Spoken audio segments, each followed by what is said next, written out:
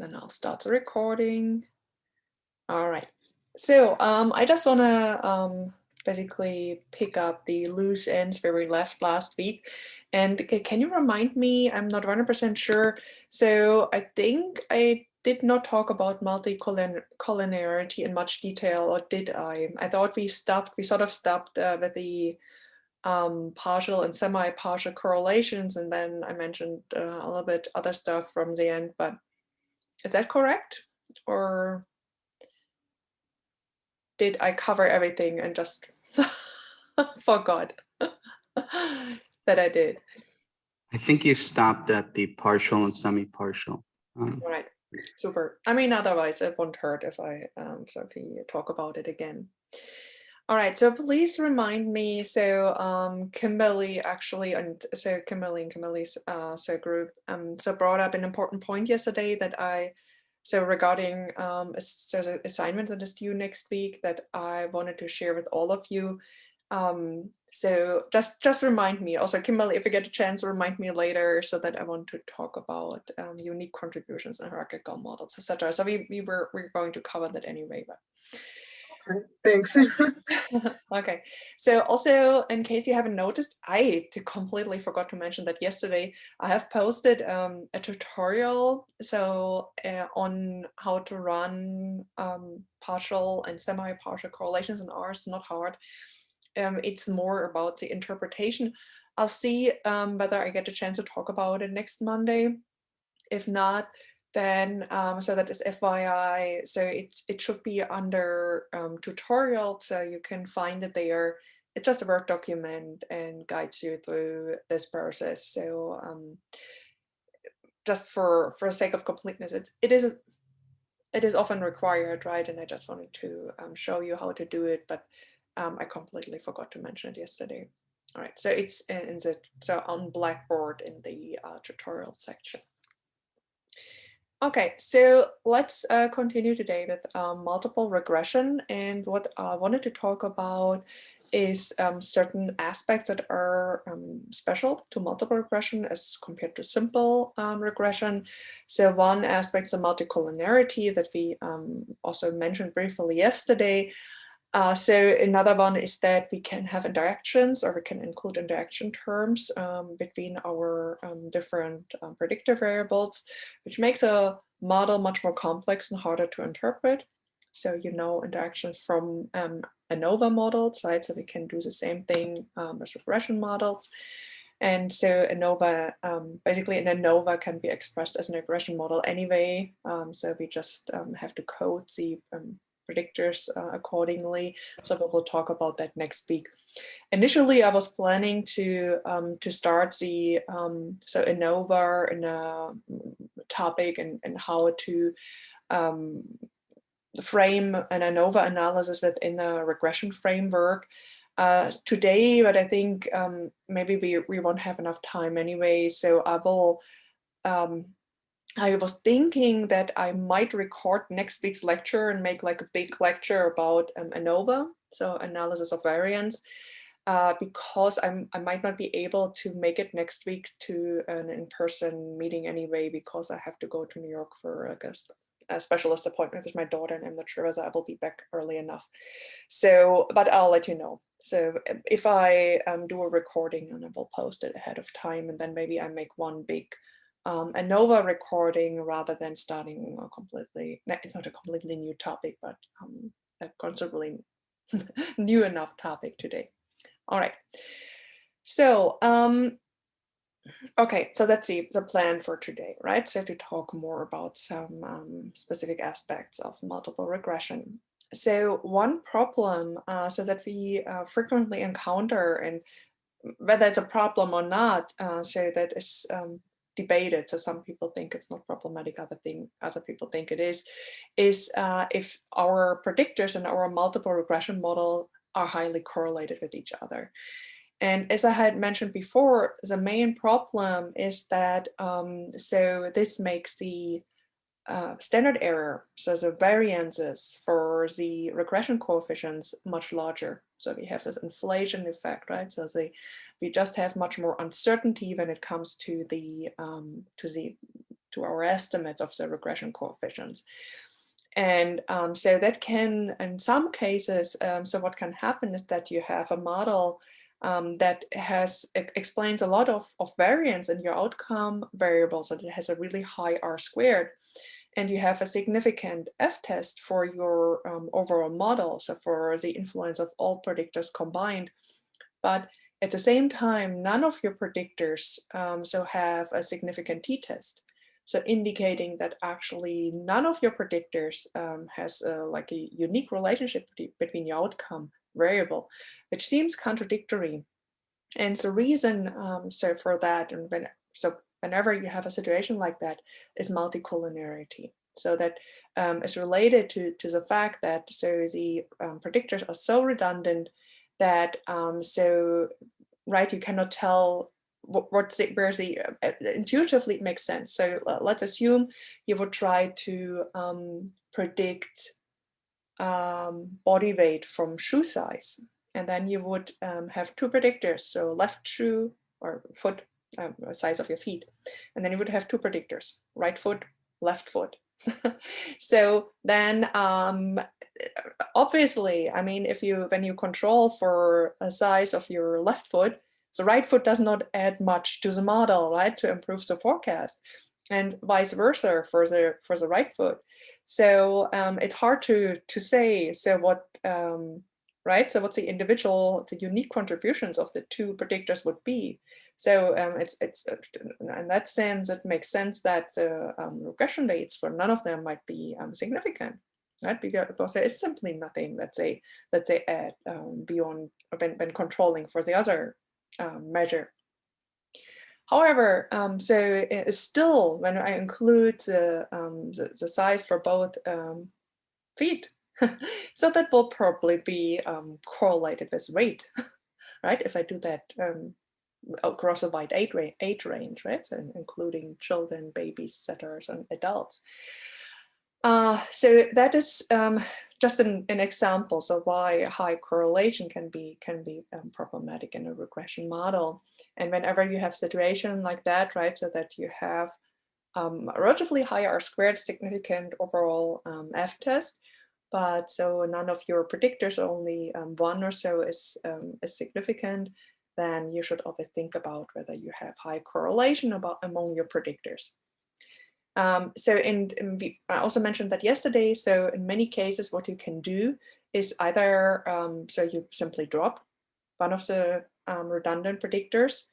You can also consider coming up with a combined measure, so you can calculate the average, or the sum.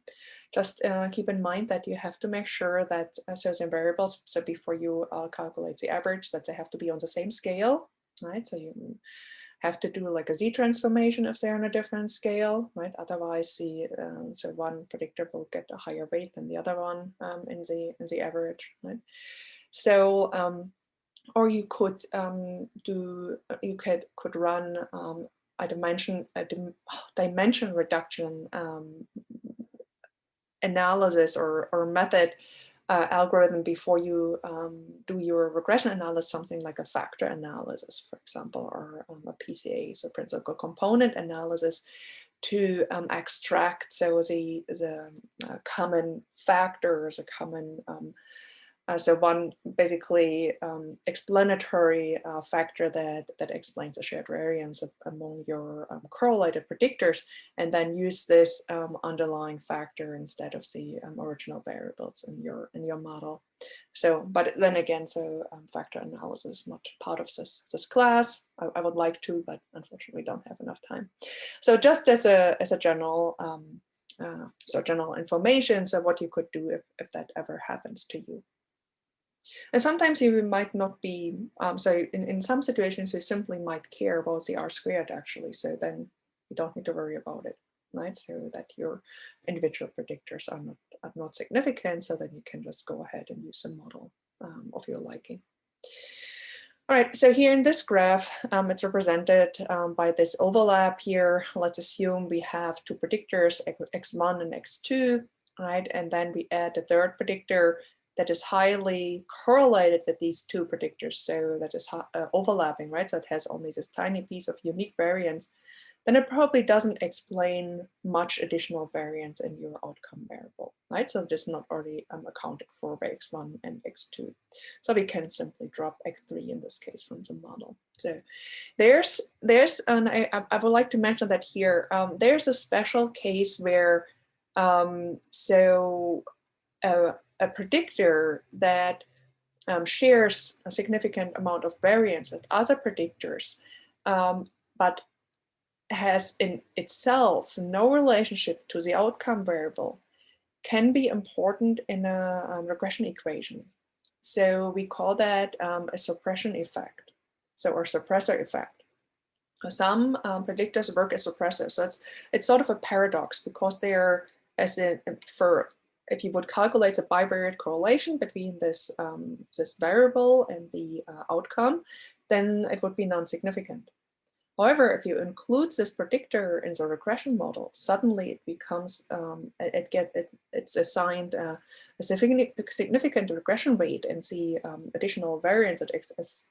So the change in R squared by adding this predictor is also significant and can be quite substantial. So that is surprising. I have an example in my on Blackboard for that as well, right? It's the Word document. So the reason is, so just very briefly, just wanted to mention the term so that you've heard of it, is that this suppressor variable can bind irrelevant variance in your other predictors. So that means in that sense it suppresses the variance in those other predictors, at least one, sometimes several, that are irrelevant for your outcome variable. And by subtracting that or controlling for this irrelevant variance, it improves the prediction. So there's one prominent example, I think, when it was first introduced, this suppressor effect of so their researchers conducted a battery of tests to test, to predict pilot performance, so for the Army. And so they had a verbal test, and then spatial thinking, and so all sorts of things, and motor skills. And so they found that so all the predictors, except for the verbal test, correlated when you calculated the bivariate correlation. So all correlated with the pilot performance. However, so the verbal test, the verbal skills did not.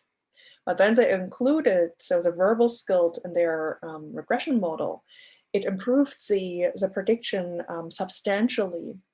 And so the reason is that, so all these tests were written tests. So the spatial thinking and also these motor skills that required people to read and understand the task. So in the verbal, basically, so this verbal skills predictor took out the variance from, so that was in the other predictors that was related to reading skills, right? That was irrelevant for pilot performance. So for example, it basically scaled down the values for people who had high reading skills and therefore did well, for example, on relatively well on the spatial test, but just because of their high reading skills. So not because of their superior spatial skills. So that's, yeah, doesn't make sense. So that's how what a typical classical suppressor is. It's a quite complex topic, and it can be difficult to understand. So basically how so the inclusion of additional predictors changes the regression weights for others in a model. And it's not always straightforward, right? So it can become very complicated very quickly. So that's another reason why we want to keep our models as simple as possible. All right, so that just was a quick extra piece of information that hopefully will be helpful to you. All right, so this basically, now that we are talking about multiple predictors, right? So our F test, or this overall test, makes more sense.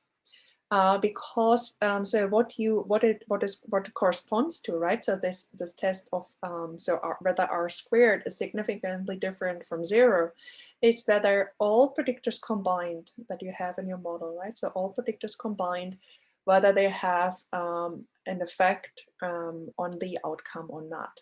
So that means you're basically testing the null hypothesis that all your regression weights are 0.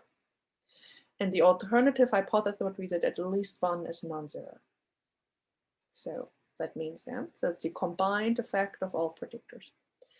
But then again, there's another caveat. So it is possible that you have, so the same way that it's possible that you have a significant F-test for the overall regression, so for your R squared, you can have a significant regression rate for an individual predictor, but your overall F-test is non-significant for your model.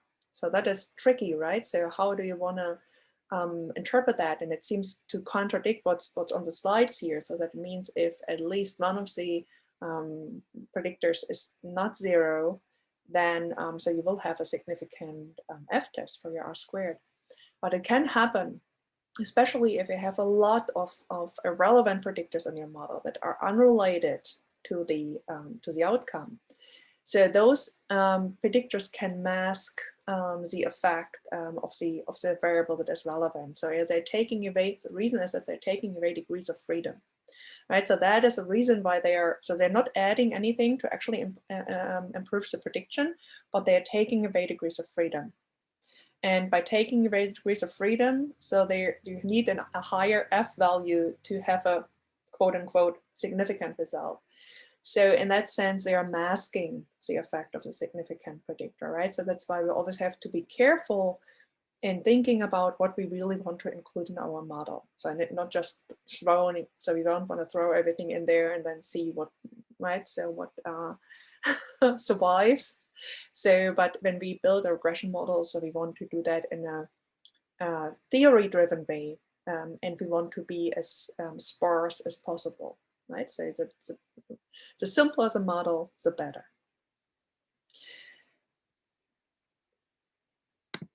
All right. So, and this hypothesis, so that all our beta weights, so by the way, right, so you will have noticed it. So I call the regression coefficients, so either slopes or beta weights or regression coefficients, right? So that's all the same. So these are so interchangeable. So the hypothesis that all your regression weights, so all your beta weights are 0 is equivalent to the hypothesis that your population multiple correlation is 0. Right, so and then as a reminder, what was the multiple correlation? So that was just a correlation between your predicted values of the outcome variable. So that's basically what your regression equation spits out, and the actual outcome values. Right, so that was a multiple correlation. So that was a correlation between predicted values and actual values, y values on the outcome variable. And so this hypothesis that all your betas are 0, all your regression coefficients are 0 is equivalent to the hypothesis that your multiple correlations, that was capital R, is 0.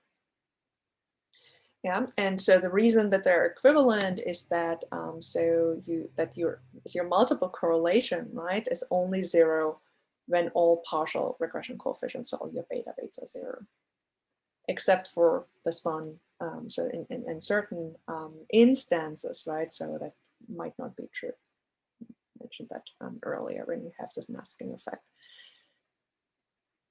Yeah, and then it also is equivalent to the null hypothesis that the population R squared is 0.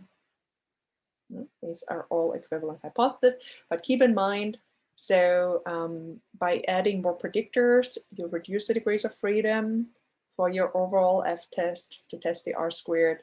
And that's why, despite the fact that you have a significant t-test for one of your predictors, you might have a non-significant overall F-test for your R squared, right? Because simply you have too much noise in your model.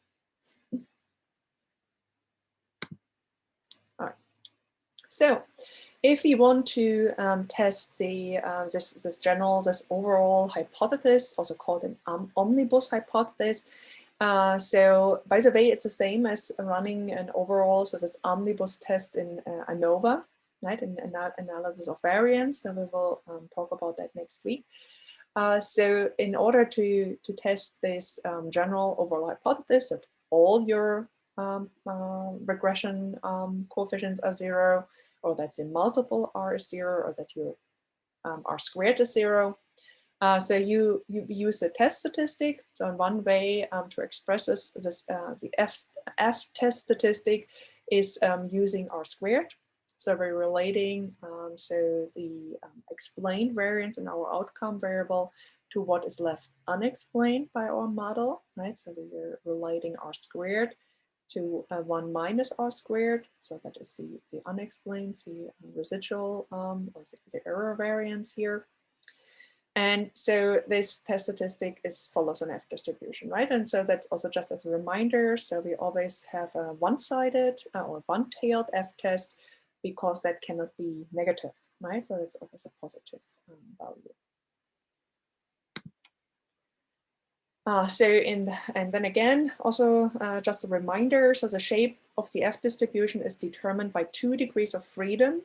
So that so that's df1 and df2, or the numerator degrees of freedom and the denominator degrees of freedom. And so basically what's over the, yeah, so, it's my lack of English again. So what's the numerator or the denominator, right? So that is df1, the numerator. So that corresponds to the number of predictors in your model.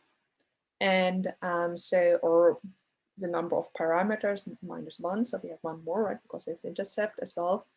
And then your so the denominator degrees of freedom are the number of, so it's n minus number of parameters in your regression equation. So n is the number of observation units, right? So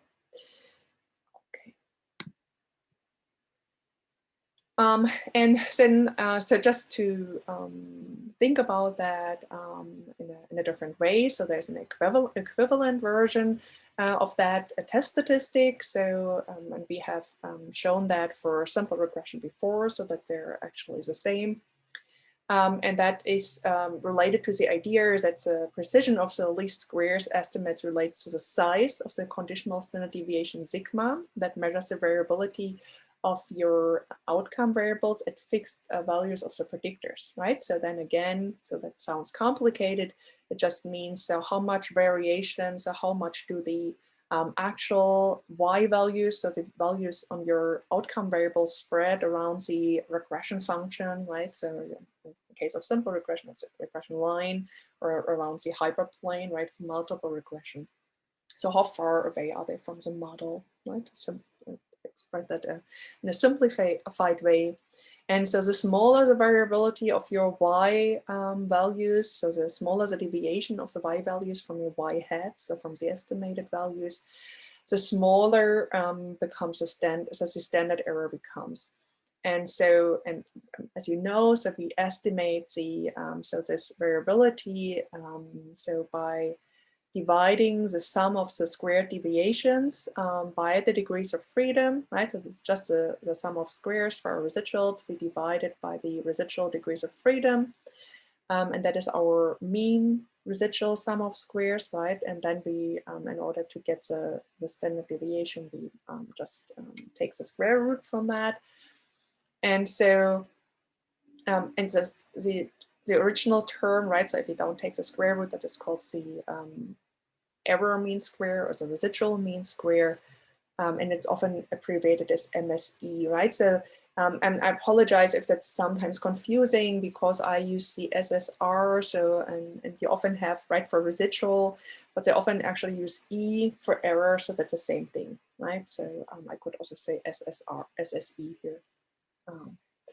So that's the residual mean square, right? And therefore an alternative formula, so that is absolutely equivalent to the one that uses the R squared, right? So R squared, so in relation to the 1 minus R squared, and so relative to the degrees of freedom, is so that we divide the regression, so the model mean square by the residual mean square. Yeah? So how much, basically the idea is how much variability is explained by the model compared to the residual variability. So same, exactly the same idea. And I said before, they're equivalent.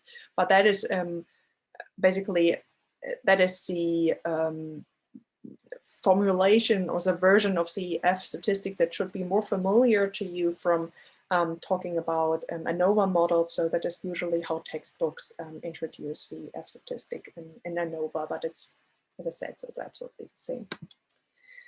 Okay. So if we get a small p-value for our F test, for this overall F test, right? So that our model as a whole does a good job in predicting or explaining the outcome, it does not imply that every predictor variable has a significant contribution. No? So it just means that at least one has an effect. And then again, keep in mind, so in some cases, so where you have high multicollinearity, actually none of them might have a unique effect, right? So they might share too much variance to determine any unique contributions. So they are always like certain exceptions. So and that's why we also want to in multiple regression. So it really makes sense to differentiate between this omnibus F test and so the individual t test for our partial regression coefficients, right? So and then if your regression weight, your beta weight is 0 in the population, so that means there's no unique contribution of this predictor to the outcome. So for this, there's no unique relationship between the predictor and the outcome variable. So that is not already accounted for by the other predictors in your model. So it's always relative, right? So it always depends on what else is in your regression model. And so in contrast to the overall F test, so which is always a one-sided test, right? So because the R squared cannot be lower than 0, can only be positive. So the regression coefficients can be one-sided or two-sided, right? So you can test the hypothesis that your beta is larger or smaller than 0, for example, or that it's equal to 0.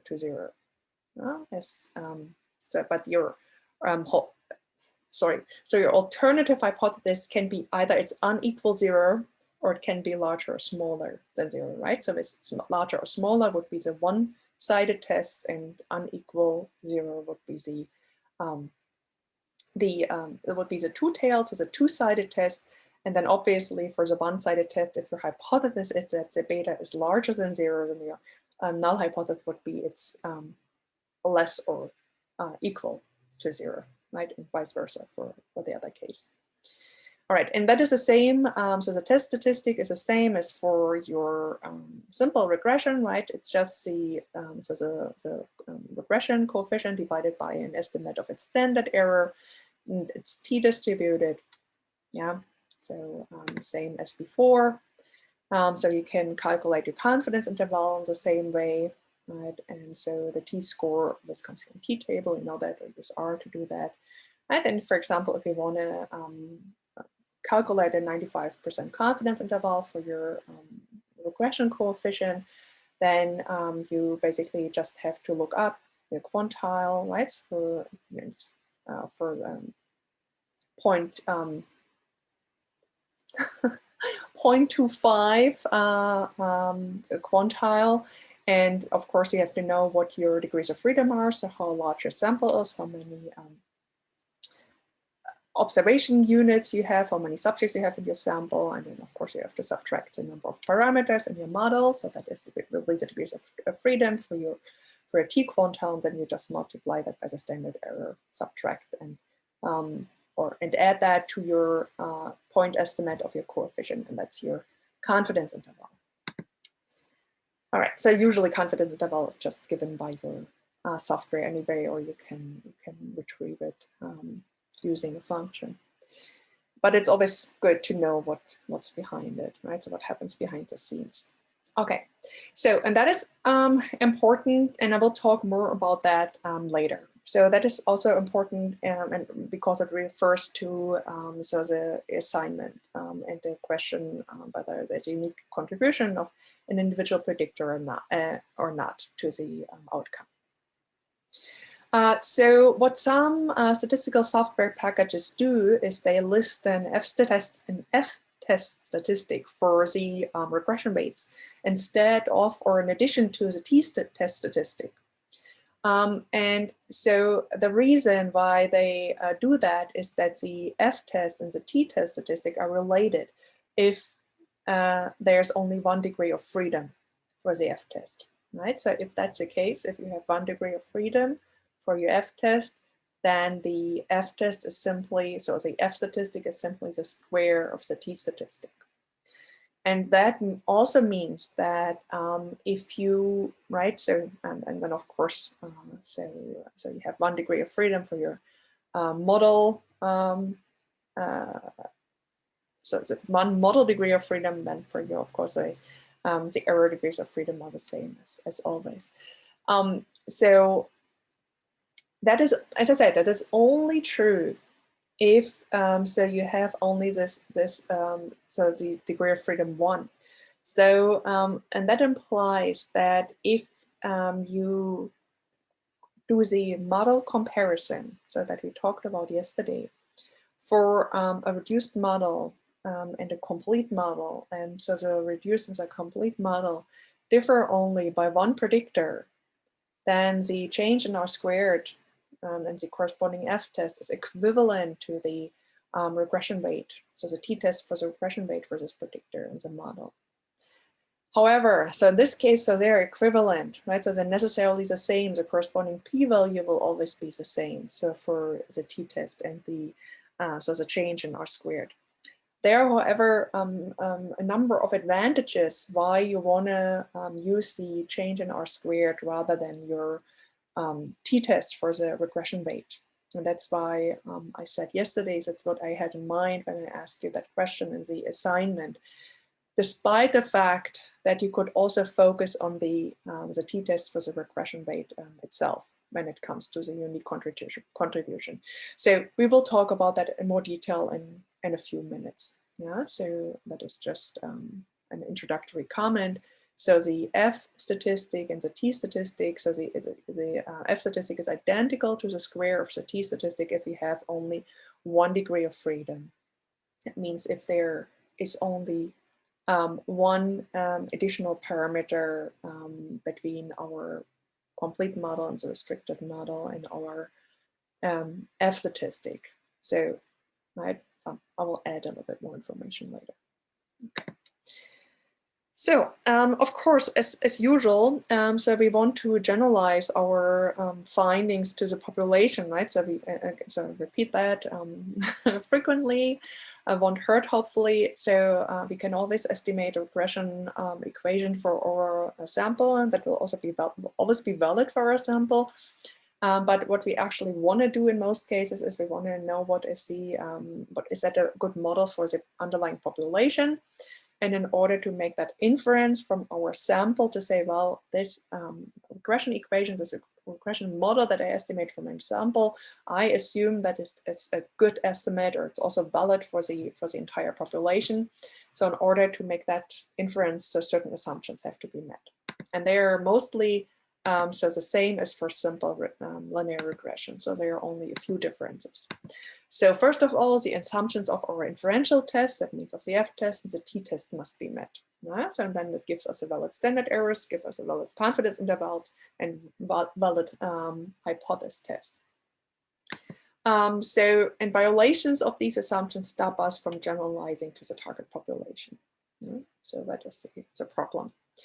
We also need to check for potential bias. So that means we need to check for outliers, and more importantly for influential cases. Outliers in themselves are not necessarily an issue, right? Influential cases are so the real culprit that we are worried about. And so what we need to do that is special for multiple regression is we have to check for multicollinearity. Okay, and I mentioned that before, right? So multicollinearity does not affect R squared. So the F test, or for, right, so our overall F test as a test whether R squared is 0 or not. So it can be, so that is not affected by how much the predictors correlate with each other. So it does not matter. So it is just for the individual regression weights that makes a difference. So it inflates the standard errors. Okay, so and as I said, so the same is true. That is true for simple regression. So our outcome must be continuous, or our predictors can be continuous or dichotomous. So we have to have a random sample. Our predictors must have non-zero variance, and our error terms have to be independent. So it means that they should be uncorrelated. And then everything that was true for simple regression, so in terms of bivariate normality, generalizes to multivariate normality for multiple regressions. So that means the residuals have a horizontal line relationship with the predicted values, as it remains the same for each combination of our predictor values. So variance of the error term should be constant, and for each combination of the values, the error term should be normally distributed. Right? And so we use the same diagnostics that we use for bivariate regression, plus we use our, right, so the test for our multicollinearity problem.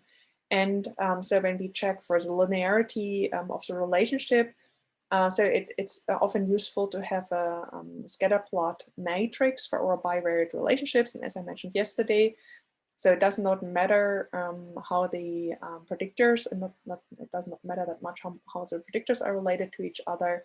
It matters mostly how the predictors relate to the outcome variable, right? So and so here for the textbook example, when we are predicting a mental impairment from life events and SES, so we want to focus on the relationship, right? So between mental impairment and life events, and so SES and mental impairment, and that looks here like a positive linear relationship, that looks like a negative linear relationship, not super strong. And then again, keep in mind, if there's a null relationship, so that is not an issue, the only thing that we want to check for here is that we don't see a clear nonlinear pattern, right? So that is what's the linearity assumption means. We don't want to see a clear nonlinear pattern.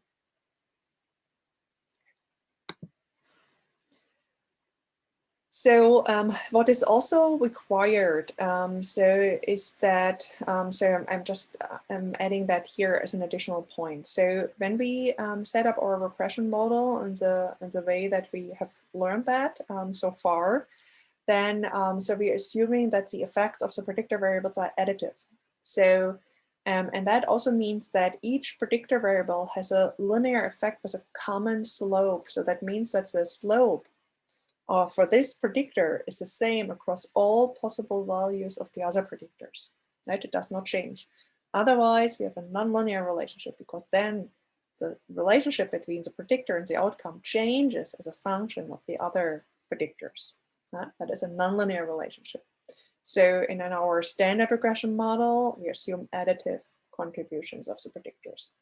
So that means that the slope, that's a relationship between one predictor and the outcome variable, is the same, it's constant across the levels of the other predictors. And that's very important, right? If it's not the case, then we have to include an induction term in our model to take that into account.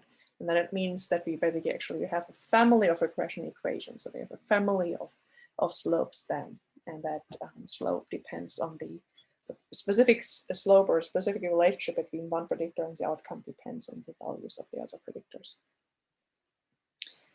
Okay, so what is often helpful, so when you do your regression diagnostics, is to do a partial plot for partial relationships, and it's basically just a plot of regression residuals. So if you, it's more or less plotting the partial correlation between your predictor and the outcome.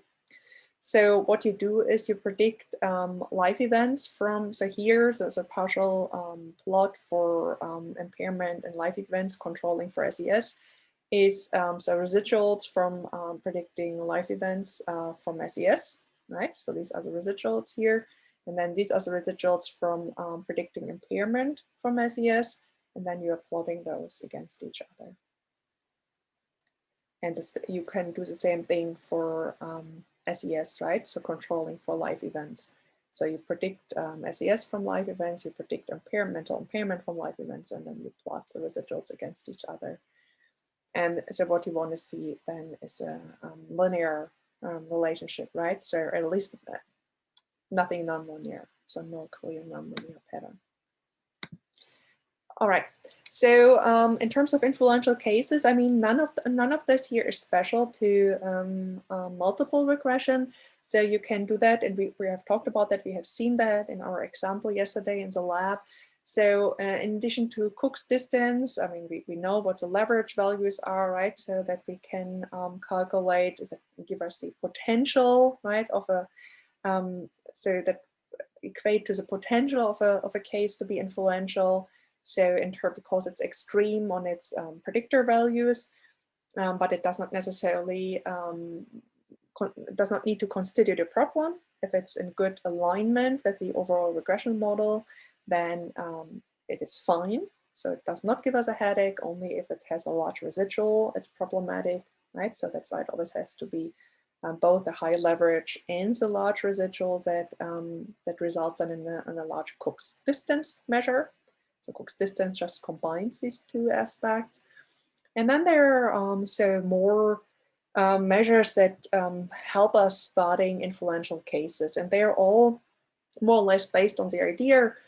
So similar to Cook's distance, so how does the regression model and the parameters in the model change if we exclude this particular case from the estimation? So the first additional indicator is a DF beta. And the DF beta measures the difference in each parameter estimate, right? So Cook's distance basically did that for the entire model. It basically so estimated how does the model as a whole change? How does the Y heads change if you exclude that case from your estimation? DF beta does it for each parameter estimate. So basically for each individual coefficient that you have in your regression model. So it measures the difference between so these parameter estimates with and without the influential point. And then it is scaled by the standard error that is calculated with the observation deleted. So for the data set that does not include the observation. That means we have n times k DF beta coefficients. So k is a number of predictors in our model, and n is a number of subjects, right? So we have one DF beta for each predictor in our regression model. And there's a general cutoff. So that says, okay, so the DF beta should be smaller than 2. And so others say, okay, so that should be a little bit adjusted. It should be 2 over the square root of n. So there are like different suggestions, right? So what is considered problematic or not, similar to Cook's distance, right? So some people say it should be smaller than 1, which is very liberal.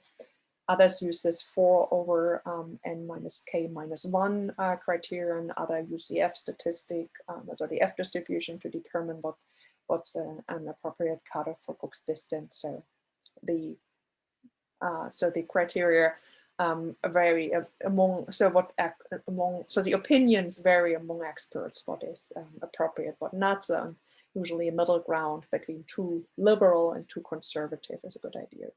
Right, so here we may want to focus on that cutoff rather than on this one here.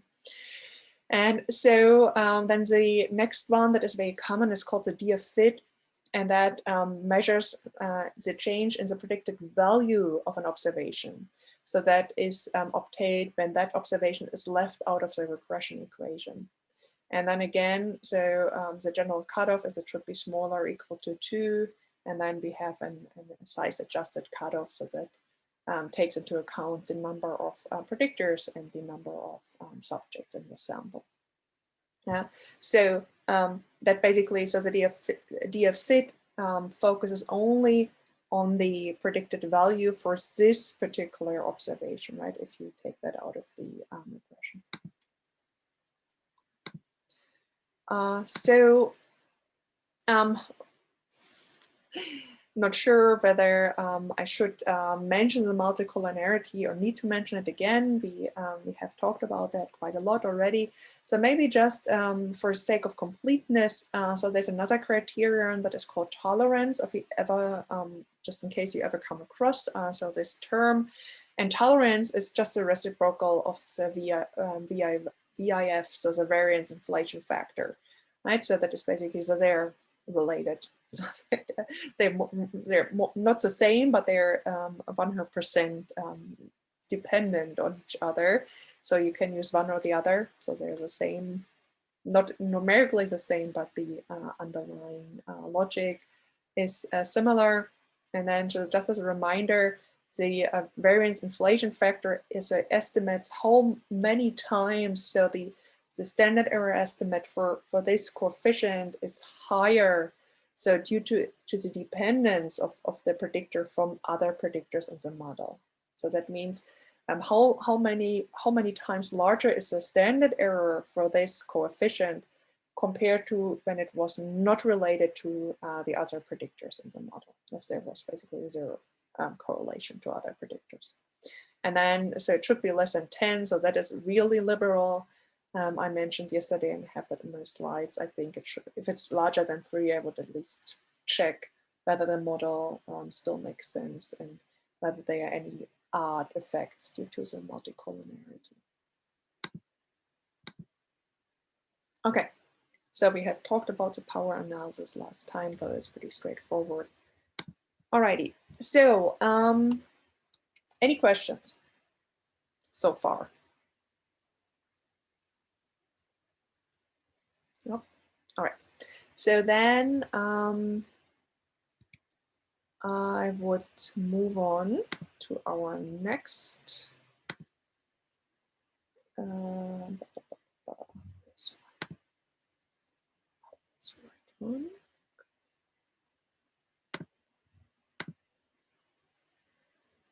All right. I'm sorry. I was gonna mention this at the end of class because you told me to remind you. Yeah, that will. Is it on this topic or on the last slides that you just finished? No, we will get to that now. Okay. Again, I mean, I mentioned it already, but we will talk about it again. So when we talk about basically the complete versus reduced models and how that relates to significance testing. All right.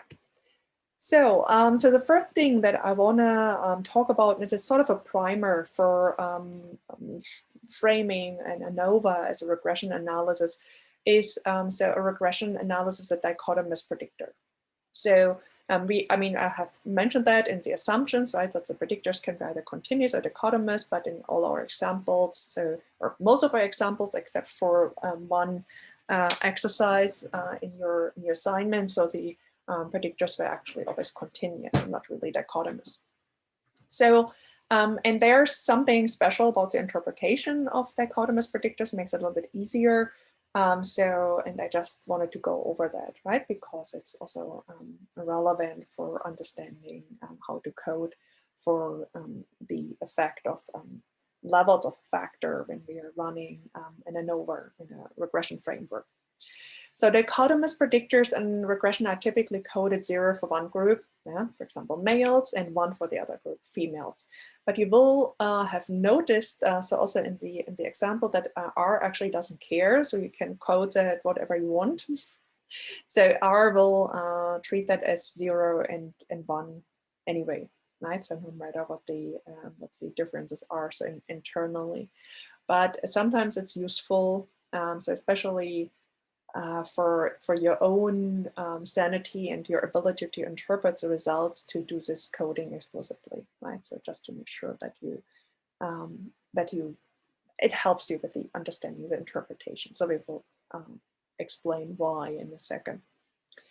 So in a simple regression, so when you have a dichotomous, so only one dichotomous predictor, then your beta weight, so your slope, will reflect the difference in means on the outcome variable between your two categories. Yeah, so the beta weight that you get for a dichotomous predictor is just the difference in means between the two groups. So let's say we're interested in the difference in weight between males and females, and you would run a regression with gender or sex as a predictor and weight as the outcome variable. Then your regression weight that you would get, that would simply be the difference in means and the mean weight between males and females. Yeah, so that is all that's to it. So the reason is that because your predictor can take on only two values, your y-hats will also only take on two values. Right? So you have only two y-hats, so one for males and the other one for females, one for 0 and one for 1. And so the intercept will equal the mean of the outcome variable of the group that is coded 0. That's also consistent, right? With our, that's always the case, right? So it is so intercept is always the estimated outcome value if the predictor is 0. That means that it's the it's the mean of the outcome for the group that is coded 0. So it's very consistent with the general framework. In this case, if we would code the males 0, then the intercept will just be the mean weight of males, nothing else. And so just to make that clear, so the result of the t-test on the beta weight is equivalent to the result of an independent independent samples t-test for the two groups, right? So it is exactly the same as if you would run an independent samples t-test to compare the weight between males and females. And so the t-value or the t-test statistic is also identical to the one that you would get if you would run correlation analysis and would test the correlation coefficient for significance, right? So if you would calculate the Pearson correlation coefficient, and then you would test whether it is significantly different from 0, so then your t-test statistic would be exactly identical. So but that is always true, right? For the second point is something that is not special to dichotomous predictors. It's always true, even for continuous predictors. So the first one is special, of course, for dichotomous predictors. So let's just assume, right, so we're interested in whether there is a difference between males and females in the number of units of math that they take at high school. And so let's assume, right, so our dichotomous predictor is sex, so 0 is male, 1 is female, and then we have the continuous outcomes, or the number of units of math taken in high school. And so if we basically have some fictitious data set, right, so then we can run first a regression. So you can actually replicate that within Nell's data set, right? So if you select as a predictor gender, and then so make sure that you select only a subset of the samples, so for those students that are from the southern US. And so you would choose as the outcome variable, so the units of math. Then so your estimated regression coefficient would be minus 2.5. So that would be the corresponding standard error, and that would be your t-value, right? So, and that is your p-value. And then again, I apologize. That is also sometimes related to my, English is not my native language. And so sometimes it gets a bit cloudy when I talk as well. So it's a p-value. I just wanted to, because I worry that I sometimes give you the wrong information. The p-value, right, for each significance test is always the probability that to get a test statistic as extreme as the one that you get, or more extreme. Right, so at least as extreme as the one that you get, right? So that is always the meaning of your p-value. Yeah. So how probable is it? Under, and then the important thing is, and that's what I never want you to forget, under the validity, or under the assumption of the null hypothesis, right? In this case, under the assumption that there's no difference between males and females. or no relationship between gender and units of math thinking. It's the same thing. Under this assumption, say that p-value indicates how likely is it to get a beta estimate that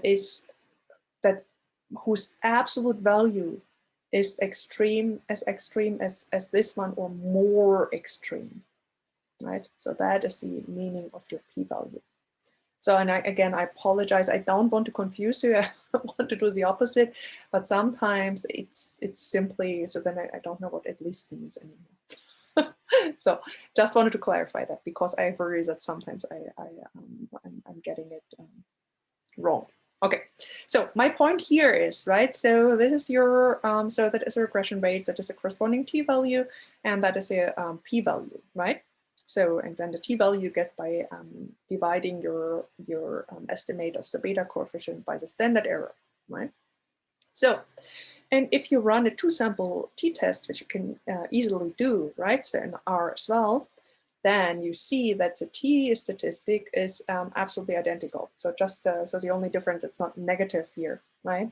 So that has something to do with the order that the, so the data was entered, right? So this probably entered females first and males second here, or the other way around. So it depends on how it's coded in the data set, right? So, and the p-value is identical here. And then the same thing, if you do the correlation analysis, so you get a t-value that is identical to the other two, and of course the same degrees of freedom, the same p-value, right?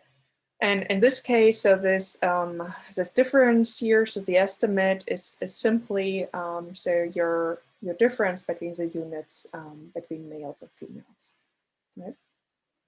And so here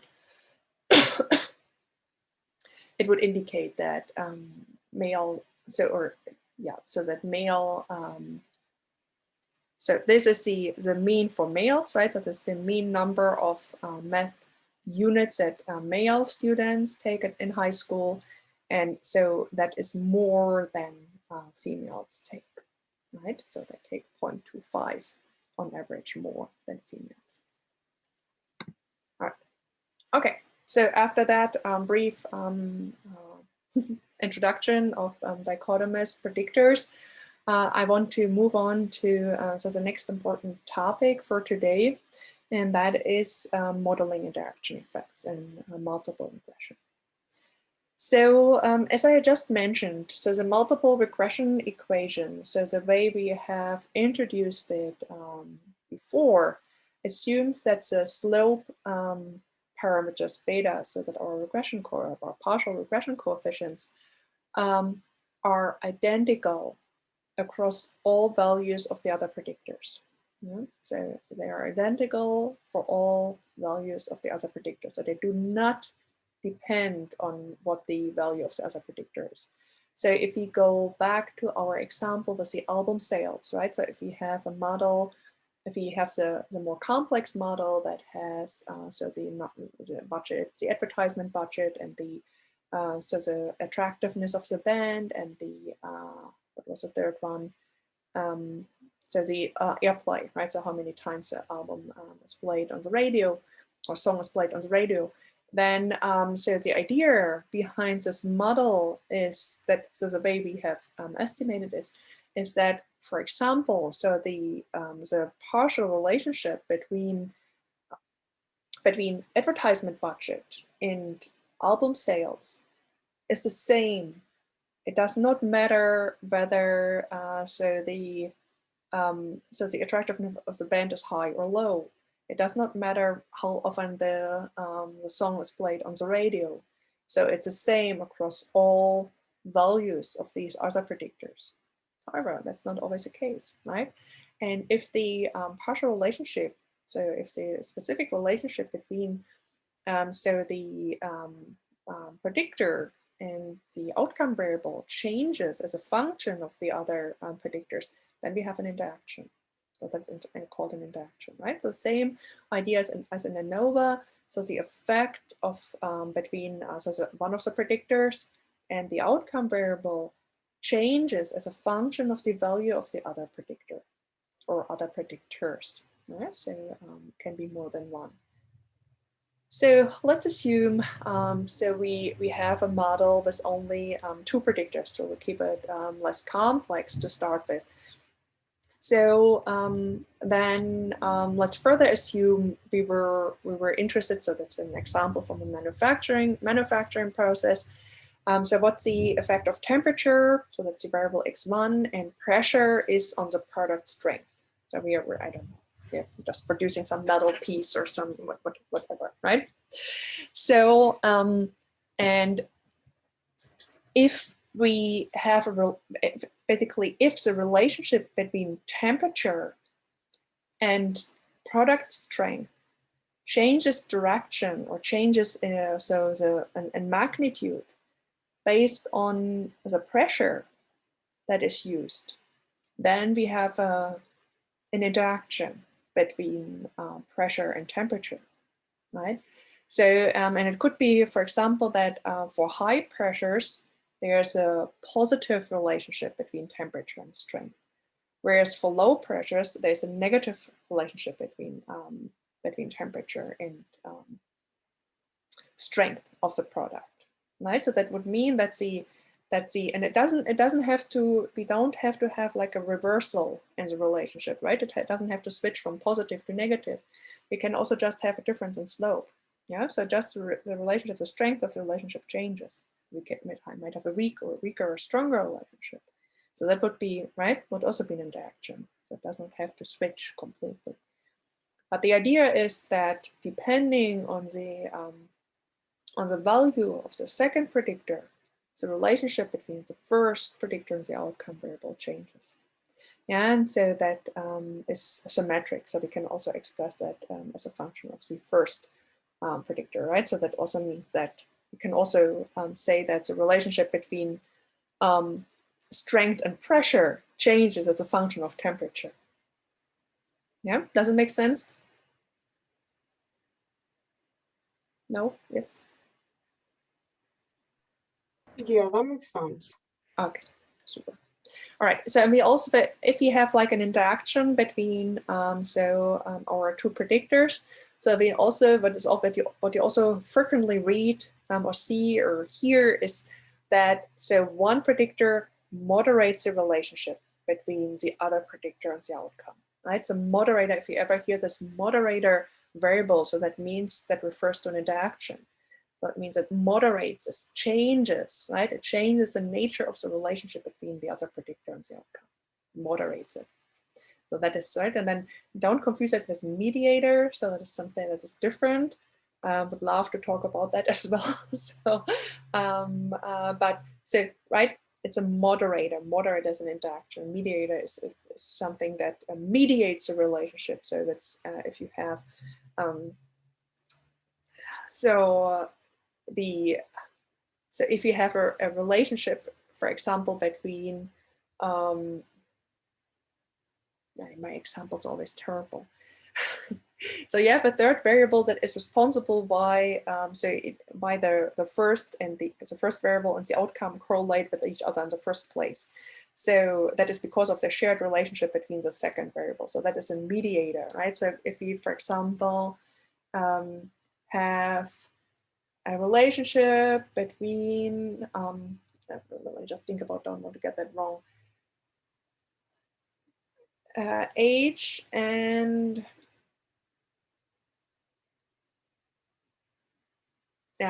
no, that doesn't work out. I will think about it again and give an example at the end of this class. So, but right now it's just important to keep in mind moderator relates to interaction, right? So a mediator is something that is responsible for establishing a correlation between two variables. So that's a third variable that mediates this relationship. Okay, so when we model interaction effects in our regression, so then the most common approach to do so is to introduce a cross-product term. So of our predictors into the multiple regression model. So for a model with two predictors, that is just right. So that would change the regression equation to, so basically the original form that we always have, and then we would add this cross product. And it's really just the product of the two predictor variables, right? And that gets, so it's its own regression coefficient, right? So this is the term that models the interaction between x1 and x2. So, right, and this is just a special case of a multiple regression models with 3 explanatory variables. So we could, of course, also have a regression model with 3 predictors where this third term here is a completely different variable, so a third variable. And so here in this case, x3 is an artificial variable that is created as a cross product. So there's a product of x1 and x2. And so that makes things a little bit more complicated because, of course, right, so x1, so this cross product contains both x1 and x2. So that also means it's correlated to both x1 and x2. So we have we almost always have like relatively high multicollinearity by including an interaction term in the regression equation, which causes or can cause some problems, but we will get to that in a second. So, and that also means, right, so that the slope of the regression line, or the line relation of x1 to y, to our outcome, is not simply beta 1, right? So as in the model that did not have this so interaction term, but it is beta 1 plus beta 3 times x2, right? Because here, so we have the x1 in here too, so we have it 2 times, right? We have it here with the beta 1 weight, and we have it here where we basically have so the beta 3 times x2 weight. Yeah, so this is additive. So that basically, right? So this is our slope, right? So this is basically the formula for our slope.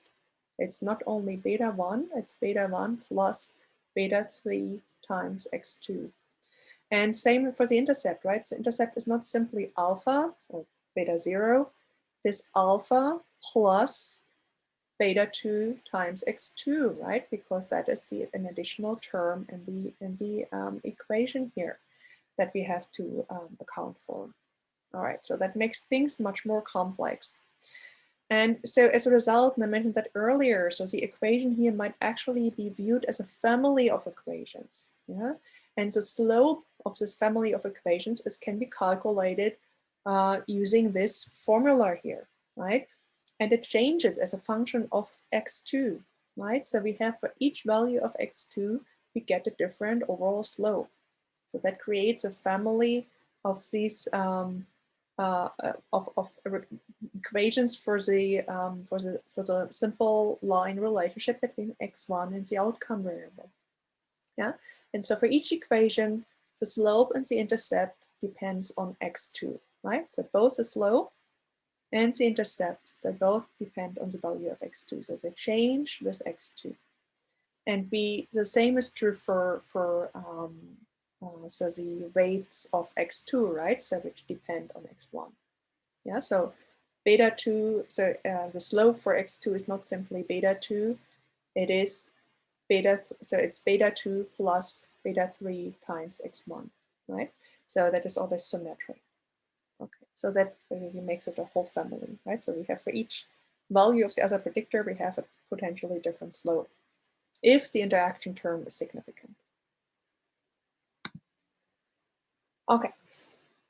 And it's important to keep in mind that for the regression model with an interaction term, so the beta 1 weight, so the regression, the partial regression coefficient for the first predictor describes the relationship between x1 and so between this predictor and the outcome, and the second predictor equals 0. Yeah, and beta 2, so the regression rate for the second predictor describes the relationship between the second predictor and the outcome when the first predictor is 0. Yeah? So that means same as always, so we can interpret the regression weights as long as the value 0 is meaningful for both predictors. If it's not meaningful for both predictors, then we cannot interpret those regression coefficients. And in fact, it's often difficult to interpret the regression coefficients in a model that has an interaction term unless you take certain precautions. Okay, if we have, and then it's also right, so it's important to keep in mind what it actually means if we do not include an interaction term in our regression model. So what does our regression rate for a predictor reflects in that case? So it just reflects the average effect of x1. Yeah, it reflects the average effect of x1 of the first predictor across a full range of x2. Yeah, so we have basically, it's an average effect. And beta 2, vice versa, represents the average effect of x2 across the entire range of x1. So that's if we don't have an interaction term in our model, right? So then the regression coefficients describe an average effect across all values of the other predictor. And when we want to interpret the beta weight for an interaction term, then we can do that as follows. So we can say that for every unit change in x2, the slope of the line describes the relationship between x1 and y changes by beta 3 units. That's the interpretation of the beta weight for the regression coefficient. Yeah? So for every unit change in x2, the slope of the single line relationship between x1 and y changes by beta 3 units. Yeah, so that basically describes how the slope changes as a function of x2, right? And because of the symmetry, we could say basically the same thing for x1. We can say that for every unit change in x1, the slope of the line that describes the relationship between x2 and the outcome changes by beta 3 units.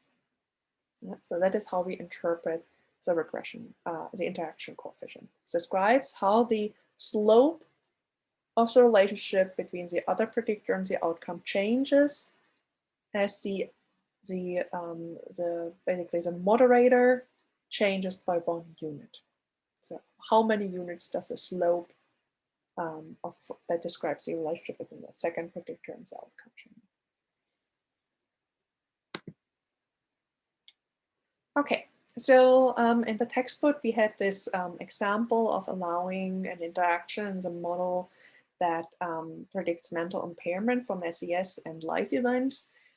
So again, so if we include the cross product for the 40 individuals that were in this data set, so then, right, so if you let's assume, so the first, just to give you a very clear idea of how to calculate, it's really the product, right, of the two values.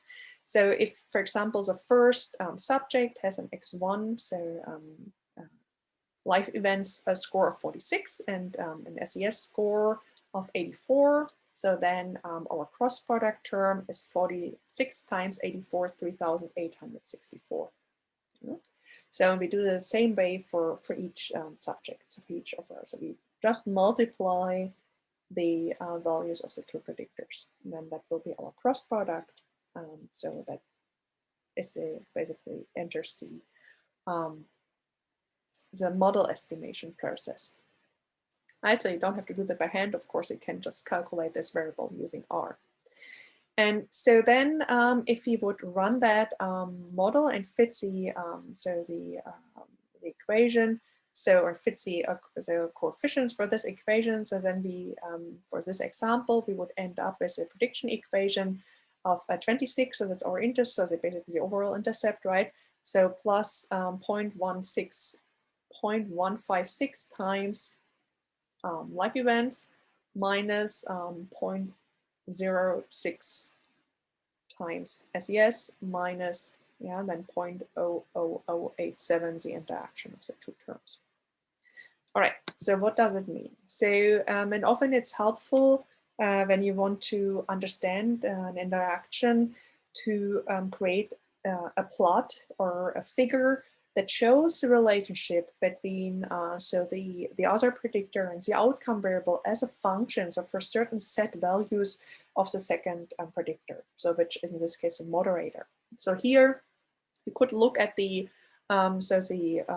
simple or single line relationship between life events and mental impairment. So for example, when SES is 0 equals 0, when SES equals 50, and when SES equals 100. And you see that's a slope, right, of these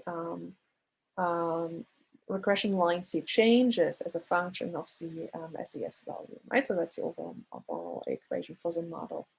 Right? So that is the relationship between mental impairment and life events as a function of SES, right? So and we could say, so roughly speaking, that so the higher the values, the higher the SES, the smaller the slope between predicted mental impairment and life events. Yeah, so it means the weaker is the effect of the life events.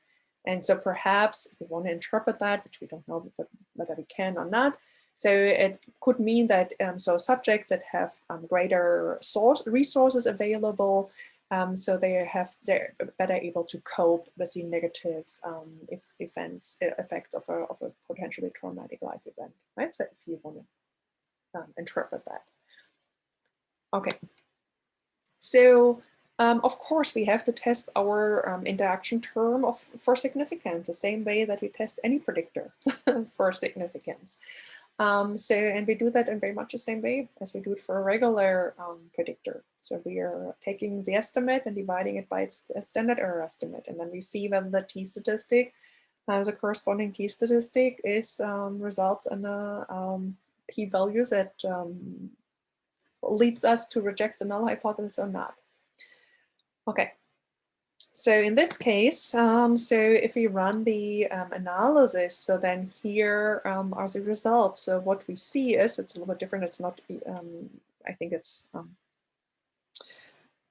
not R, not 100% sure. It's probably SAS or some other software here, this output, but doesn't matter. So here in the lower part of the output table, so we have the estimate for for the constant, right? So the intercept, corresponding standard error, t-test, significance. Then we have so life events, SES, and then the interaction term. And what you can see is that actually none of the three predictors are significant. Yeah, so they're all not significantly different from 0. However, at the same time, we have a relatively large R squared, and we have a significant overall F test. So it means overall our model is doing fine. So it's definitely better than so an intercept only model, right? But none of our predictors seems to have like a unique contribution, and to do have like a significant relationship between our outcomes. So that is exactly what I mentioned earlier. So that is due to the, most likely due to the high collinearity between the predictors. So that if you include some cross product term, so then it's hard to tell, like the left and right foot, right? It's a little bit hard to tell. So if I include this interaction term, so then life and SES, which are components of it, actually don't do much more to the prediction than so the life, the interaction term and SES in themselves. So, and that is a reason, right? Okay. So that is a bit problematic. Okay. And so we can see that that was also in the textbook chapter highlighted, that if we exclude the interaction term, so if we have a model that only includes life events and socioeconomic status as predictors, so then, right, so that's this first column here in the table, then we see, so that is a beta estimate for life events, it's a corresponding standard error, and that is the so the beta estimate for socioeconomic status and the corresponding standard error. And you can see, so that is much, much larger than the standard error. So that is associated with a t-value that is definitely significant, right? So that's almost 0.10 divided by 0.03. So that is larger than 3, right? So this is definitely a significant t-value. And the same is true for SES here. Yeah. So that means both predictors are significant in a simpler model without the interaction term. So why is that? So one problem is that regression coefficients are often not meaningful in an interaction model, or in a model that includes an interaction terms, as they refer to the effect of a predictor when the other predictors are set to 0. And if that is not meaningful, then we cannot interpret the regression coefficients. The reason why we are seeing a lack of significance here, so the more important reason though, is that first, two reasons, right? So first is that the interaction term itself probably doesn't do much to improve the regression model. So and that it's highly correlated with the other two terms that are already in the model. Right, so here, so we have the problem that that due to the high correlation between our predictors and the fact that so one of them does not contribute anything to a better prediction of the outcome. So we simply just inflate the standard errors for all our estimates. You can see that here, right? So here for live events in the model that has no interaction, the standard error rate, so the standard error is 0.03 of this estimate, and here it's 0.29. So both are roughly like 0.03. And if you go back to the model that had the interaction effect, you can see that standard errors are much, much larger, right? They are 0.08 here, and this one is 0.06. So, and that was what I was referring to when I said there's an inflation of the standard errors, right, due to multicollinearity. Okay.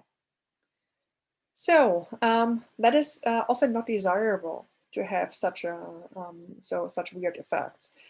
And so we also typically want to be able to interpret our regression coefficients. So despite the fact that we have an interaction term in our model. So what can we do? And the solution is an easy fix, though you can also argue about that. So some people say that it's not necessary, but then you just have to run a different test, but to not make it too complicated.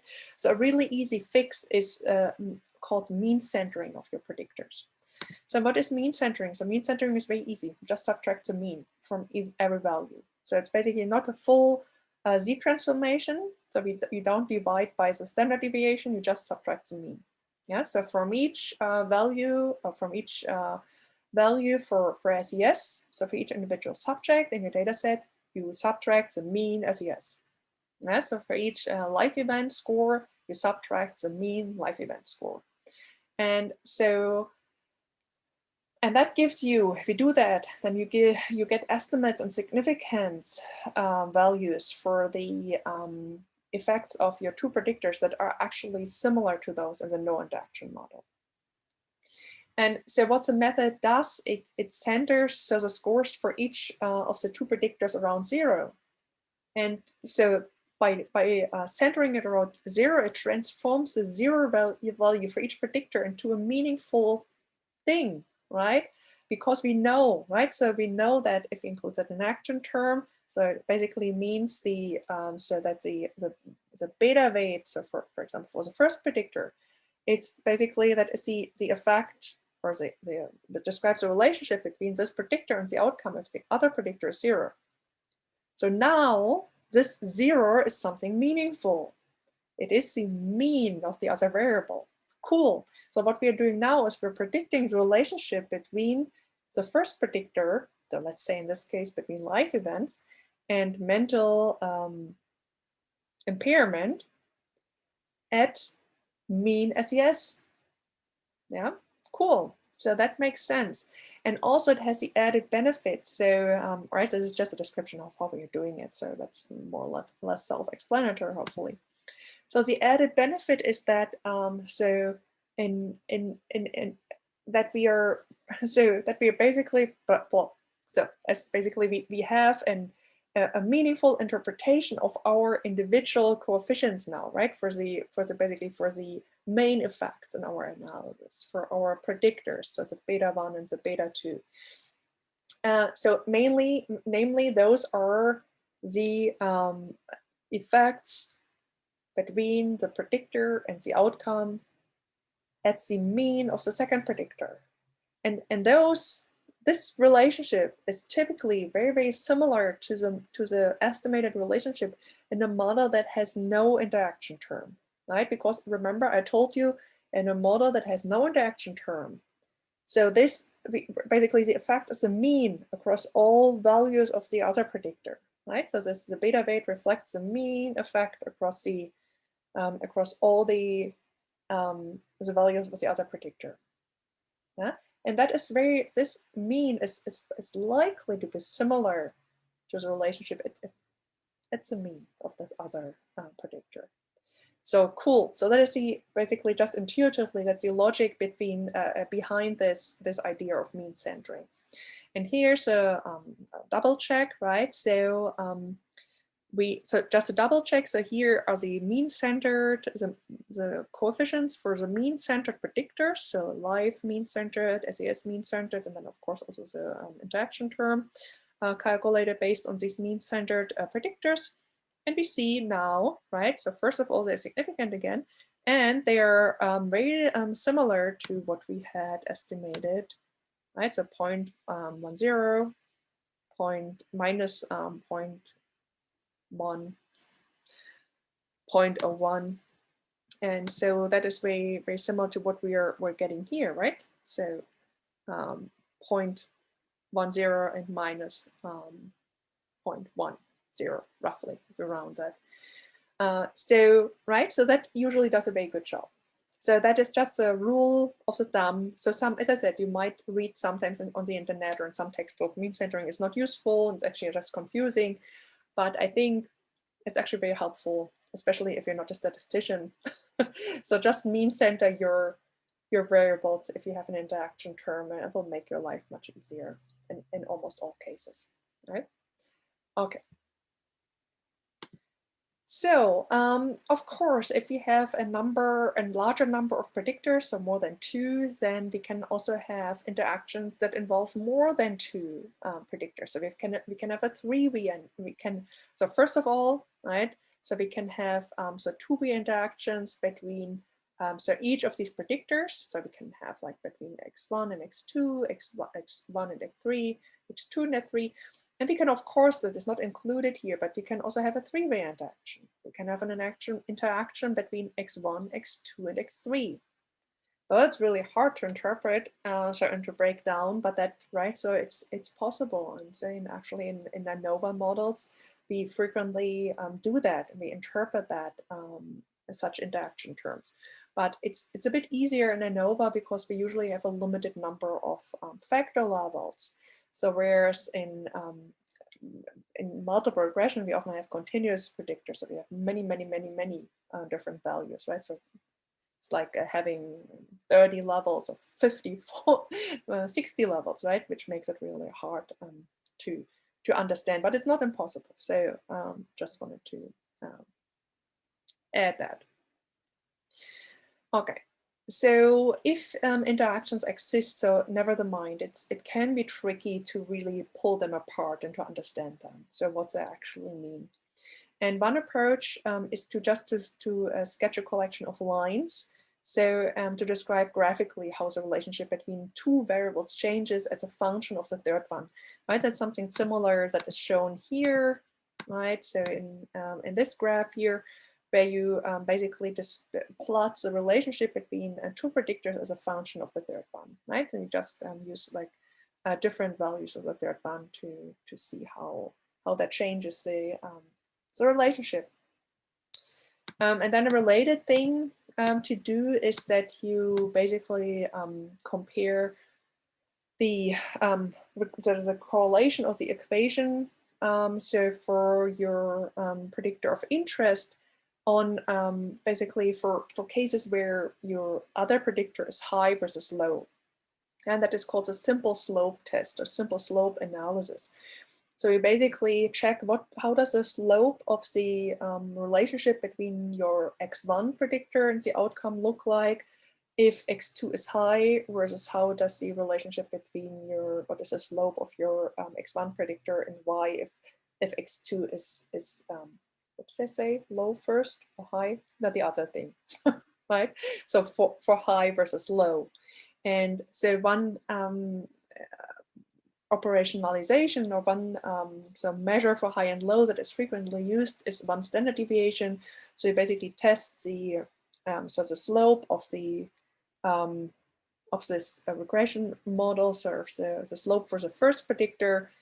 So if the second predictor is one standard deviation above the mean, above its mean, versus so the second predictor is one standard deviation below its mean, right? And of course you can do that if you have more than 2 predictors in your model. You can do that for combinations of these other predictors. You can say, well, so I now plot x1 versus, so I now plot the slopes for x1 for x2 high, x3 high, x2 high, x3 low, yeah, x2 low, x3 low, etc., right? So we basically plot that for all combinations, and then you get, not only plot that, you also calculate whether there's a significant difference between the slopes, and then you can tell what's the interaction actually reflects, so what it's driving this significant interaction.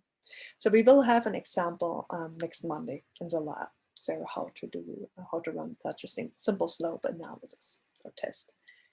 But so breaking down interactions can always be tricky, right? So it's not always trivial to understand what the interaction means. All right. So now I come to the relevant part. So that is important for the assignment. Okay, so often, especially if you have a large number of explanatory variables, or a large number of predictors, then so our regression model becomes really hard to interpret, right? Not only if I have multiple interaction terms, but also if I just have a high number of predictors, because so the regression coefficients for each, so the partial regression coefficients for each individual predictor depend in a at times highly complex way on their interrelationship with the other predictors. So, and so that is even worse when we have interaction terms in the model, because they naturally introduce a lot of multicollinearity, but it can also be very problematic if you don't have interaction terms, or you don't have cross products in your model. So often it's useful to have a significance test that does not only test whether the model as a whole performs well, or whether each individual regression weight is significantly different from 0. But so it's often we want to know, or it's useful to know whether a certain or given model fits significantly better than a simpler model that it contains only some, so only a subset of the predictor variables, right? So that means, so it's basically our reduced model or restricted model is basically a reduced, skinnier version of our full model. Yeah, it can. So we had this example yesterday where we had so a model with 1 predictor only versus a model with 3 predictors, and then so the right. So this. So the model was 1 predictor, so this predictor was also included in the model with the 3 predictors. That's important, right? So what we call a nested model. So in that sense, you can see the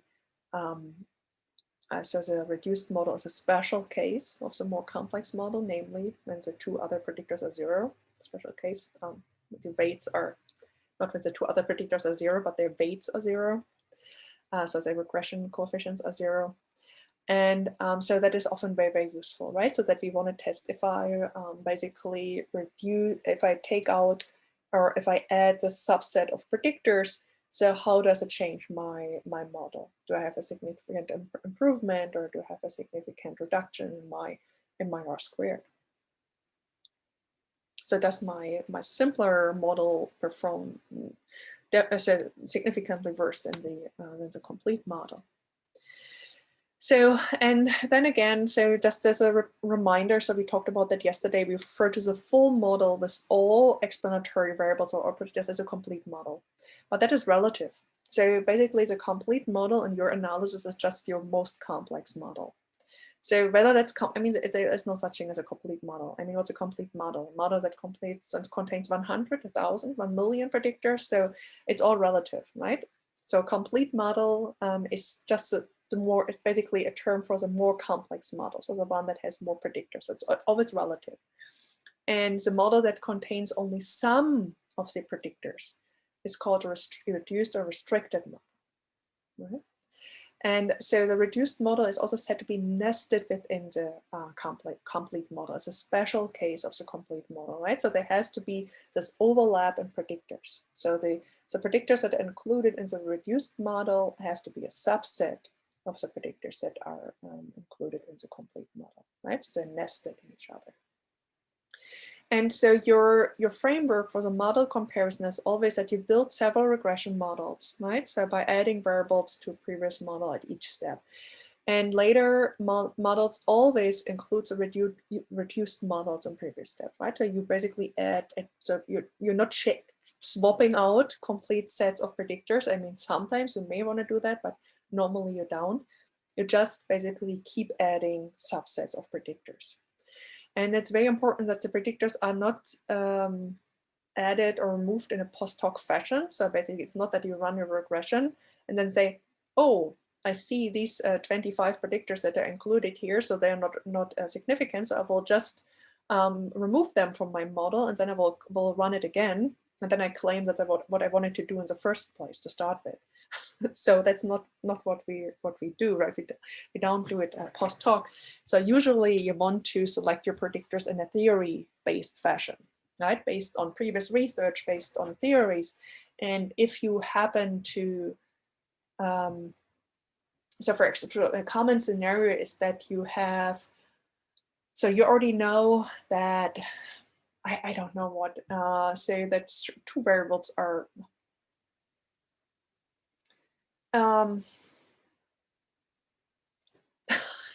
just too tired.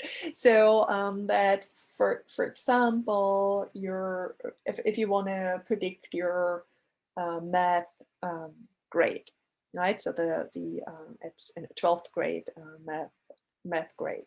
So then you could use, you already know that probably the math grade in class, so in grade 10 is a good predictor. And you probably also know that intelligence or I don't know, spatial thinking, right, is a good predictor of your math performance in grade 12. So let's assume, so these are well-established findings. You already know that from previous research because, right, so math, so the grade itself is very stable. And so now you want to test a new theory that in addition to these two established predictors, something like knowledge play, which is, we know that is true, but let's assume we wouldn't know that. So that knowledge and something else that I can think of right now plays a role as well. So then it would make sense to have a model. So first run a model, so a reduced model in this case that has your established predictors in it. So the ones that you know from previous research that they are able to predict a significant portion of your math performance in grade 12.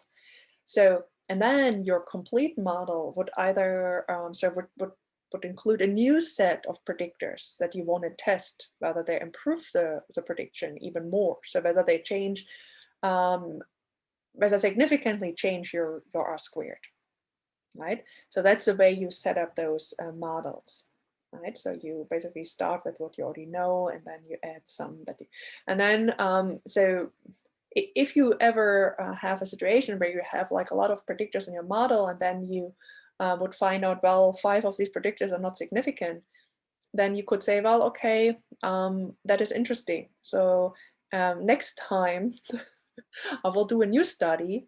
And so based on these findings, I come up with a revised theory and a revised model, and I will test this model in a new sample. Yeah, so, but we do not change the model based on our study findings. So that was my point. Okay. All right. Yeah, so if we, for example, have a complete model with 3 explanatory variables and all 2 way interaction terms, it would look like that. And if you would compare that to a reduced model without the interaction terms, then it will look like that, right? So that would be our reduced model where we exclude all interactions. So that's basically assuming only additive effects of the 3 predictors here. And that is a model that includes all 2-way interactions. And if we compare the complete model to the reduced model, then we would basically test the hypothesis. So that would be our null hypothesis, that the beta weights that correspond to these interaction terms are all zero collectively, right? So we would test this hypothesis that all beta weights are zero. That not all in the model, but those that correspond to the predictors that are not included in the reduced model.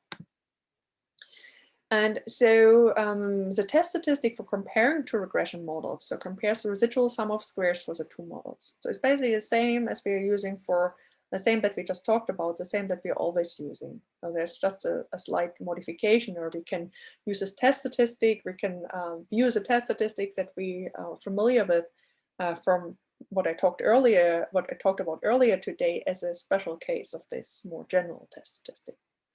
So if we first look at the residual sum of squares for the reduced model, so we call that the SSER, and then the residual sum of squares for the complete model we denote with SSEC. Then the residual sum of squares will, for the reduced model, will always be larger or equal to the complete model, right? So it cannot be smaller. So it cannot be the reduced model cannot perform better than it cannot have like a smaller error variance than the complete model, right? Okay, so if it performs the same, then that would be our null hypothesis. So it means these additional terms have absolutely no effect, so they're zero. If it performs poorer, then so that would be our alternative hypothesis, then the additional predictors have an effect. So at least some of them improves the prediction.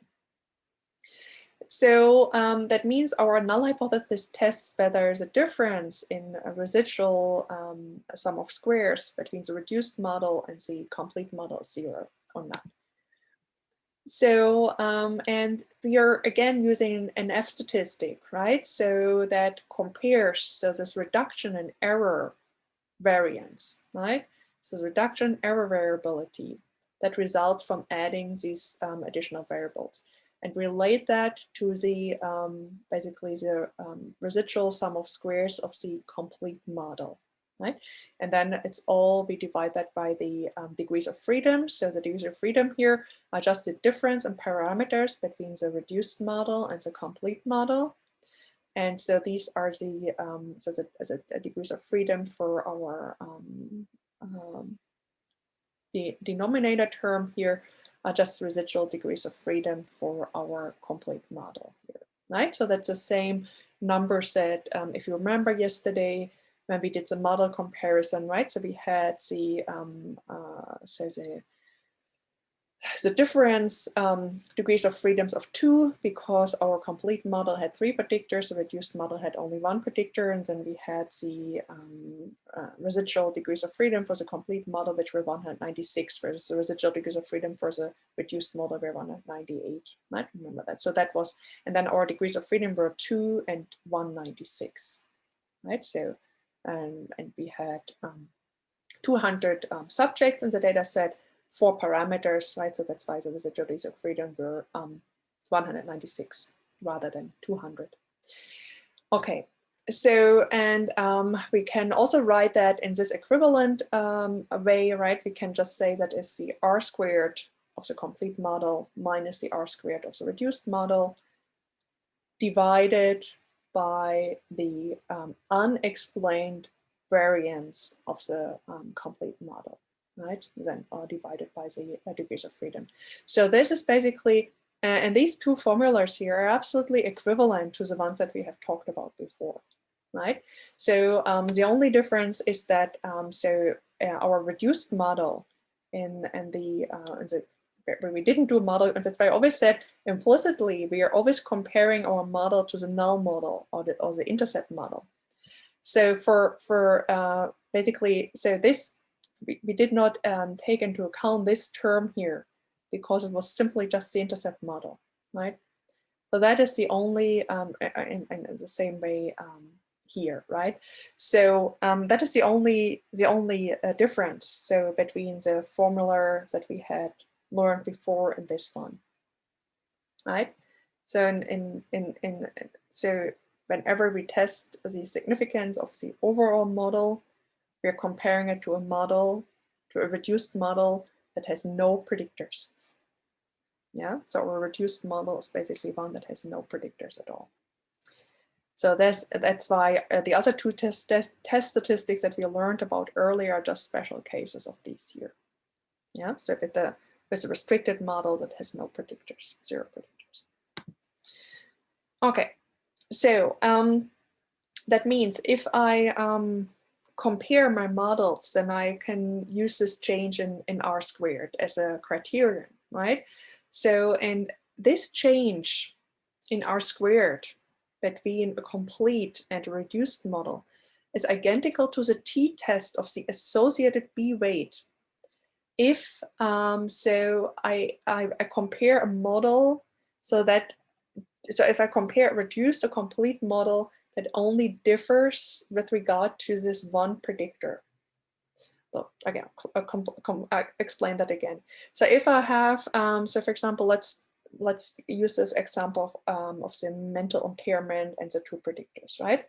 So let's forget about the interaction term for now. So if I would first run the model with 2 predictors, right? I would get a regression weight for beta weight for life events, my first predictor, and I would get a beta weight for SES, my second predictor. So then the t-test that corresponds to my first predictor, so the regression weight for my first predictor for life events, is identical in its p-value to comparing a model, a reduced model that has only SES as predictor, and a complete model that has both SES and life events as predictor. And in this case, the square of the t-statistic is identical to the F statistic. Yeah, so because in this case, the F test has only 1 degree of freedom, because of reduced, and so 1 degree of freedom in the enumerator, because the reduced and the complete model differ only by 1 parameter. So that's what I mean. So in this, if you wanna, it's always the case, right? We had that in the previous slides as well. If I wanna check the importance or the unique contribution of a predictor to a model, then I can either check the regression weight and see whether it's significant or not. And that corresponds to the change in R squared when I run a model that does not include this particular predictor versus a model that does include this particular predictor, right? So the reason, so they're equivalent. So long story short, when I'm asking you in this assignment to tell me which predictor makes a unique contribution to the outcome, and in theory, I would give you full points if you would do either of the two. If you would evaluate the change in R squared, or if you would evaluate the significance of the t-test for the regression weight. What I want you to do, though, is to compare the reduced and the full model. And I want you to do that for several reasons. The first one is that there are certain advantages of using this method and evaluating your change in R squared. So the first advantage is that the t-test method only works for 1 parameter at a time, right? So it only tells you, so for each regression weight in your equation, if you have like 5 predictors, right? So then each individual regression weight t-test tells you what is the unique contribution of this predictor above and beyond all other 4 predictors. But it does not tell you what is it, what is the combined effect, for example, of predictor 1 and 2 versus 3 to 5. Yeah, it does not tell you how much does the how much does this predictor contribute if you basically would drop 2, if you would compare to a model where you also drop another predictor, right? So that contains only 3 predictors overall.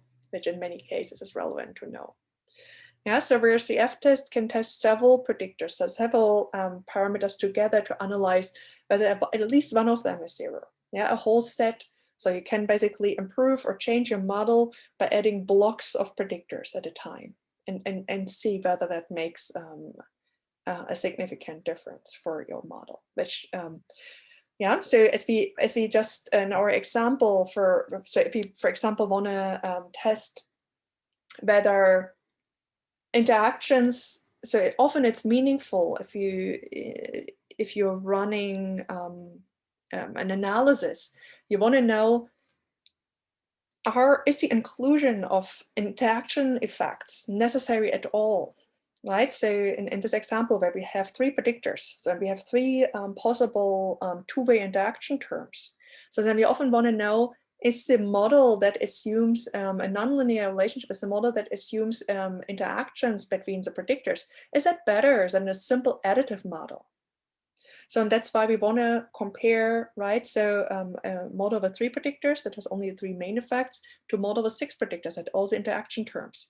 And here we do not get very far if we focus only on our regression weights, because they just tell us, so if you look at each individual regression weight, they just tell us what is the individual contribution of this one interaction term beyond the two other interaction terms and the three main effects or the three predictors. So they don't, right? So that is often very limiting. That's not what we want in many cases. And there's another reason. So by running the nested models, we get actually an additional measure, that is the change in R squared. And that is also important because it gives us some metric for how important the predictor is. Yeah, so I mean the beta weight in itself does not tell us, because it depends on the scale, and the standardized beta not so much, but there's also a caveat. So because if you have multicollinearity, so those don't tell you anything either, right? So as soon as it's correlated with other predictors, then the standardized coefficients are problematic as well. So and the R squared gives you, at least it gives you a number. It tells you how much better, how much more variance can you explain in your outcome variable by including this extra predictor. And the beta weight or the regression coefficient alone doesn't tell you anything about that, right? It says, yeah, it's significant or not, but how important, how much better, so you don't know. And then the last reason why it's good is I think it's better to run to look at the R squared and to build these nested models is that for many more advanced analytical methods, yeah, for example, for linear mixed models that we will talk about next week, it is actually impossible to get a t-statistic because so we don't know exactly at the moment how to determine the degrees of freedom for those models. So that means if you do like a linear mixed effects model in R won't give you p-values. Yeah, that might really upset you because all you've learned about instead in your undergrad statistics classes are p-values. And suddenly a program doesn't give you p-values. It's very upsetting, right? So and the reason is that so it's actually an area of ongoing research at the moment, how to determine degrees of freedom for linear mixed models. So, but what you can do, luckily, is you can do these nested model comparisons, and that way you can test whether your predictor makes whether a certain term in your model makes a significant contribution to the outcome or not. Yeah. So these are all important points, and that's why that's why I didn't mention that explicitly yesterday.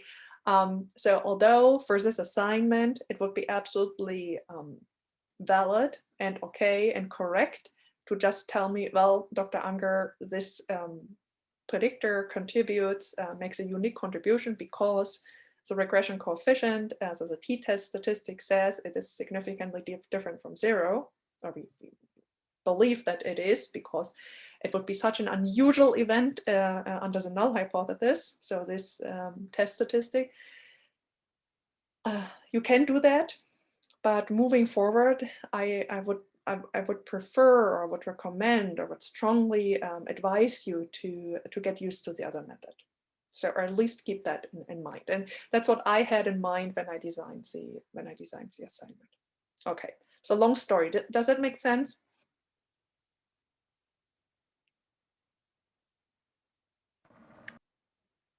Makes sense. Okay, and I hope that also clarified a little bit what we were talking about yesterday with the model comparisons, etc., etc. So, all right.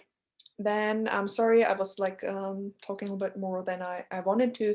I will let you know over the course of this week what's the meeting mode or modus for next week will be, whether I do the pre-recording or we will meet in person. So I'm not 100% sure yet. I have to find out what the connections are, etc., etc. So, and then I'll let you know as soon as I know. All right. Okay. And then if you have any additional questions, or if you haven't started working on the next assignment yet, please do so as soon as possible. And then let me know if you have any other questions, right? Okay. Alrighty. Then have a good night. Night. Good night. Thank you. Good night. Bye.